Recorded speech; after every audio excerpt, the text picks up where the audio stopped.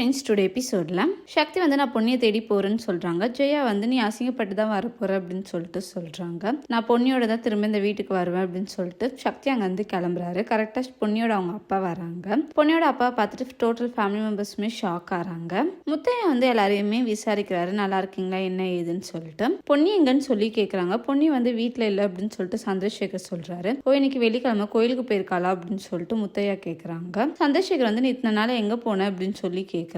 முத்தையா வந்து சொல்றாரு, ஒரு வைத்தியசாலையில் நான் வேலைக்கு கூப்பிட்டாங்க, நான் நல்லா வைத்தியம் பார்க்குறேன்னு சொல்லி. ஆனால் நான் அப்போ போகலை, அவங்க அட்ரஸ் கொடுத்துட்டு தான் போனாங்க. சரி அங்கே போயிட்டு கடன் எல்லாம் அடிக்கிறதுக்காக காசு சம்பாதிக்கணும்னு நினச்சேன் அப்படின்னு சொல்லிட்டு சொல்கிறாங்க. அங்கே போனால் எனக்கு அங்கே வேலை கிடைக்கல. நான் ரிட்டர்ன் வரும்போது ஒரு ஆக்சிடென்ட் ஆயிடுச்சு, அதனால ஒரு ஆசிரமத்தில் வந்து இருந்தேன். அவங்க வந்து சரியானதுக்கு அப்புறம் தான் போகணும்னு சொன்னாங்க, அதனால தான் இவ்வளோ நாள் ஆயிடுச்சு. எப்படி நீ பொண்ணியை நல்லா பார்த்துப்பேன்னு எனக்கு தெரியும். அந்த ஆசிரமத்தில் இருக்கும் போதே உன் பையனுக்கும் பொண்ணுக்கும் கல்யாணம் ஆயிடுச்சுன்னு தெரியும். ரொம்ப சந்தோஷப்பட்டேன் அப்படின்னு சொல்லிட்டு சொல்றாங்க.